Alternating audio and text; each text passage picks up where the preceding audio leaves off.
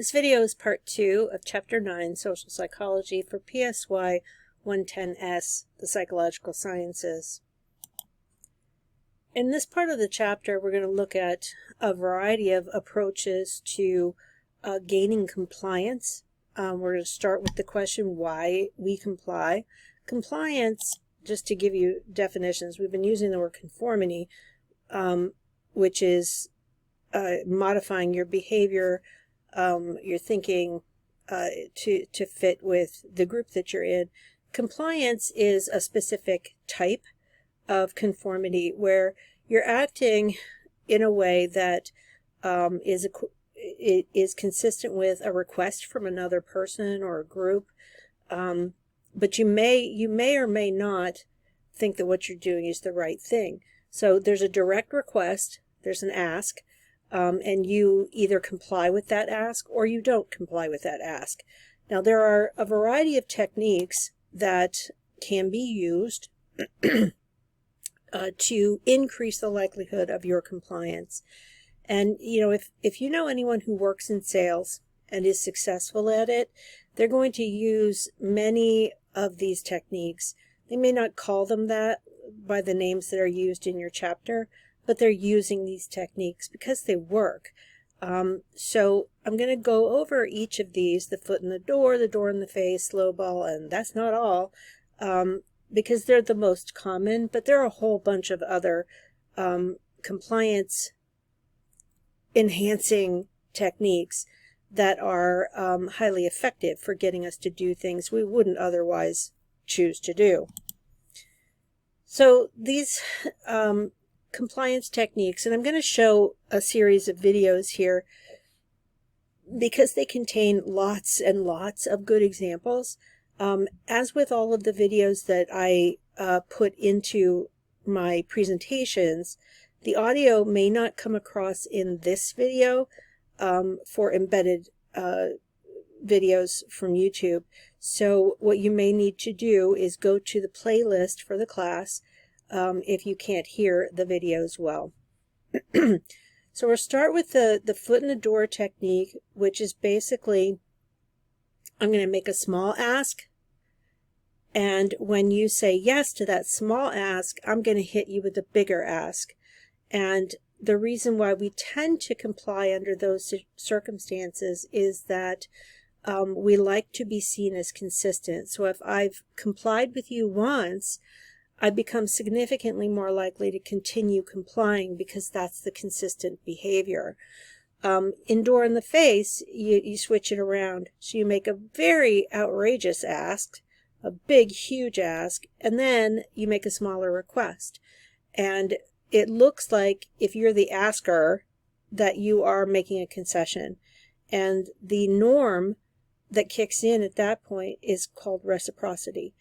The lowball technique is often used in combination with other techniques, but basically you present a very, very attractive option, and you get the person to really invest in that attractive option, and then you take it away and say, oh, I'm so sorry.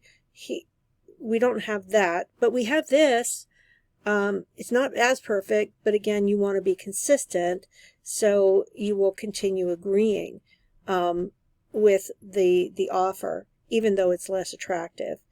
In the that's not all approach, you present an attractive option, you get acquiescence to that attractive option, and then you get add-ons.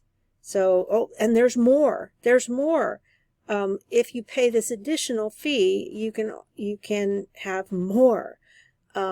That's successful because of reciprocity. So let's take a closer look at each one of these. Let's look at this study. One group of researchers went to a neighborhood and knocked on the front doors of people's houses and asked them to put up a large, somewhat ugly sign in their front yard that said, "Drive carefully." 17% of homeowners agreed to do so.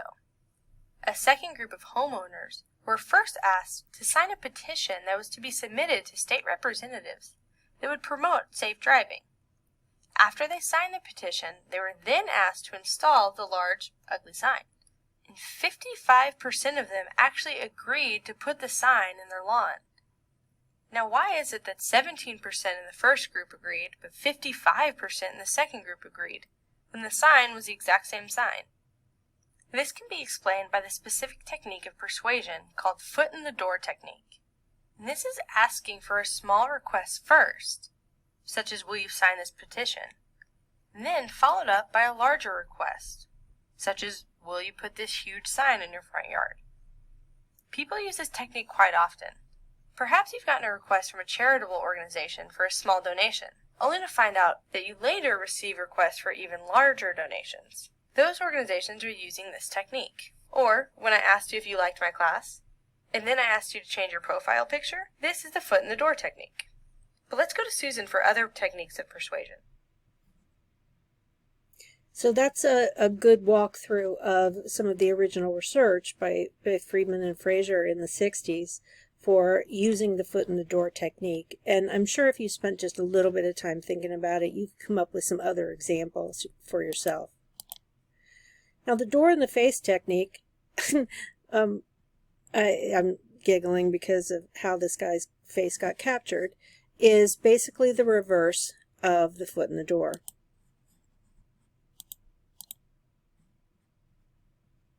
Check this out. In 1975, researcher Robert Cialdini did a groundbreaking psychological experiment. There were two groups, and they asked people in the first group if they would spend 2 hours a week to mentor a prisoner over the course of 2 years. Hello, Clarice. Almost everyone said no. But then they downgraded their request and asked them if they would simply walk some kids around the zoo for the afternoon. For the second group, all they did was ask people to take kids to the zoo. What they found was that the group that they asked to mentor the prisoners first were more willing to take kids to the zoo than the other group. And in doing this, they proved one of the most famous and influential strategies in all of social psychology, the door-in-the-face technique. I have a pamphlet. My name's Robert Graham. I'm the founder of GrahamCom, and I've been getting the door slammed in my face for over 20 years.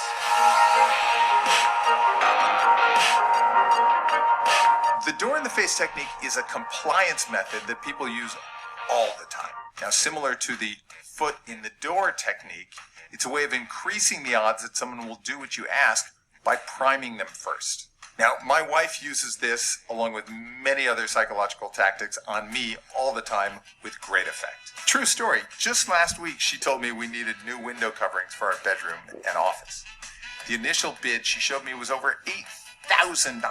However, the next bid was only $5,400, which suddenly seems so reasonable compared to $8,000. But had she started at $5,400, I would have said to her, "Oh, you crazy!" Pretty much any time there's a negotiation, the door-in-the-face technique is likely to appear. Need to ask your boss for a raise? Start 20% higher than what you really want. Want your employees to put in extra time for a deadline? Suggest they come in over the weekend. Then see if maybe they can just stay an extra hour on Thursday. Want your kids to stay off their phones? Let us know if you figure that out. So next time you have a request, get that door slammed in your face first. Then go in for the real ask. And if you've enjoyed this video, please check this out. Now the final technique, or not final, the third technique that we're going to look at is called the lowball technique. So far we've looked at foot in the door, which you go weak ask, strong ask. Door in the face, strong ask, weak ask, and your goal is to increase compliance with that weaker ask. And as researchers have shown, both of those are effective. Now, another technique is called lowballing. Imagine you're at a car dealership, eyeing the latest model that seems perfectly within your budget. The salesperson, seeing your interest, quotes an incredibly competitive price, and you think, this is it, the deal of the century. You shake hands, mentally celebrating your savvy negotiation skills. But just as you're about to sign the paperwork, there's a catch. The quoted price was for the base model, and all those features you were excited about? They're part of an upgrade package that significantly hikes up the price. This scenario is a classic application of the low ball technique, a psychological tactic widely used in sales and negotiations. It starts with an offer too good to refuse, designed to get a foot in the door. Once you're mentally committed to the purchase, the terms change, often leaving you paying more than you initially expected. But why? Even when the deal shifts beneath our feet, do we often proceed with the purchase? The lowball technique operates on the principle of commitment. When someone agrees to an offer, they've made a commitment, not just to the seller, but, more significantly, to themselves. This commitment triggers a psychological process that makes it difficult to back out, even when the terms become less favorable. It's a tactic that seems straightforward, but is deeply rooted in complex psychological behavior. How does the lowball technique manage to be so effective? It all boils down to a few psychological principles. Number 1, commitment and consistency. Once we commit to something, we have a strong desire to act consistently with that commitment. This principle is at the heart of the technique. After agreeing to the initial offer, our brain works to justify the decision, making it uncomfortable to reverse course even when the deal changes. Number 2, cognitive dissonance. Changing our minds after committing to the initial offer creates cognitive dissonance, a state of mental discomfort from holding two conflicting beliefs. To reduce this discomfort, we often choose to proceed with the modified deal rather than withdraw. Number 3, sunk cost fallacy. This is the inclination to continue an endeavor once an investment in money, time, or effort has been made. In the context of the lowball technique, the emotional and cognitive investment in the initial decision can push us to accept the new terms, even if they are objectively worse. In the car dealership scenario, the initial excitement and mental commitment to buying the car at a great price set the stage. When the terms change, the desire for consistency and the aversion to cognitive dissonance kick in.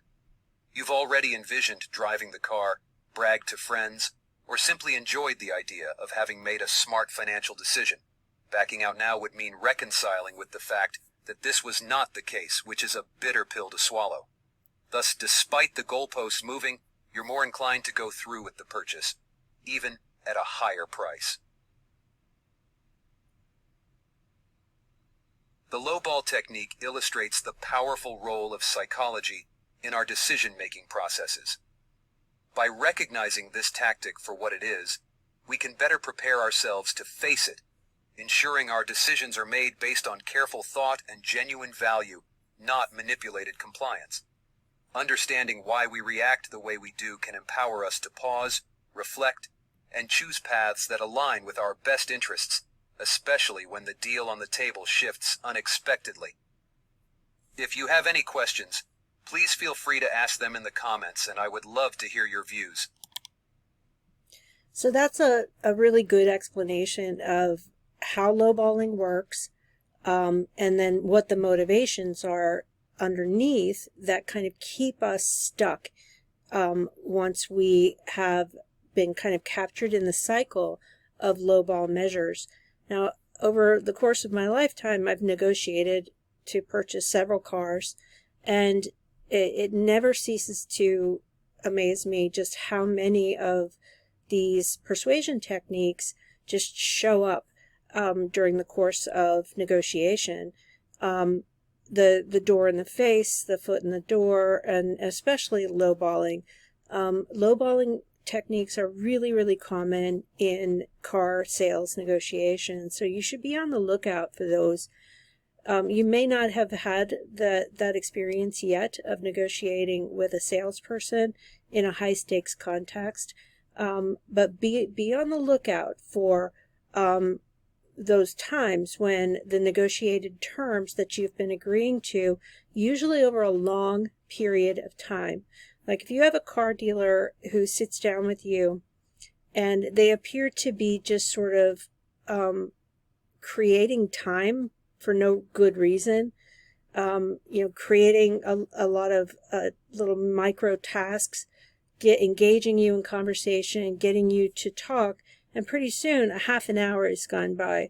that time spent, which may feel like, this is just a really friendly person who's talking with you about all kinds of things, they're really getting you to invest time in order to make you feel more invested in purchasing a car at that time.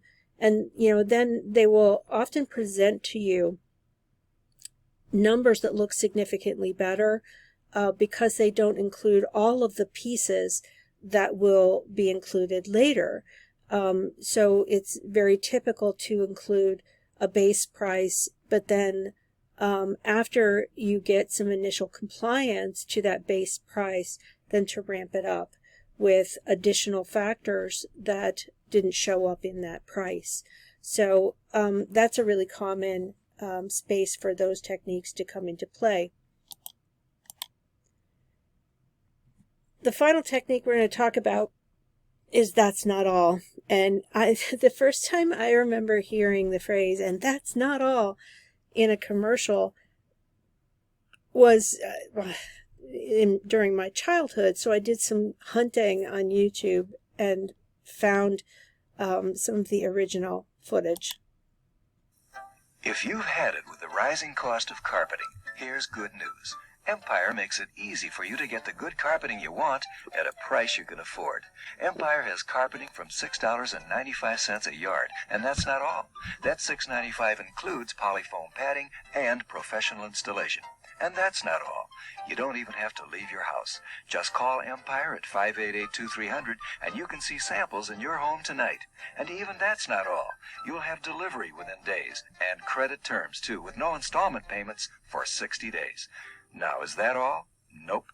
If you buy 2 rooms or more, you get this Bissell Rug Shampooer free from Empire. So call Empire. You'll get carpeting from $6.95 a yard, installed, with padding, delivery in just days, credit terms, no installment payments for 60 days, and a free shampooer. From Empire, the Carpet King. 588-2300 Empire. That's all. So that's a really old commercial, as you can tell by the prices. But it was really common at that time. I think that was in the 70s, maybe early 70s even, when it was very common as a sales technique to make the suggestion to the potential purchaser that they were getting a bunch of stuff for free, when in fact those things weren't really free. They're wrapped into the price of the product itself. But by presenting it as if you're getting gifts, you're getting presents, free prizes, it encourages people to invest more and to purchase more than they would have otherwise. So when you're using the "that's not all" approach, these bonuses are presented as free. They often aren't completely free, though. I can remember some famous ads from the 80s where TV advertising for products, they would talk about the product and give you the price on the product, and then they would throw in, and that's not all, a second product, and they'll say the only thing you need to pay for is shipping.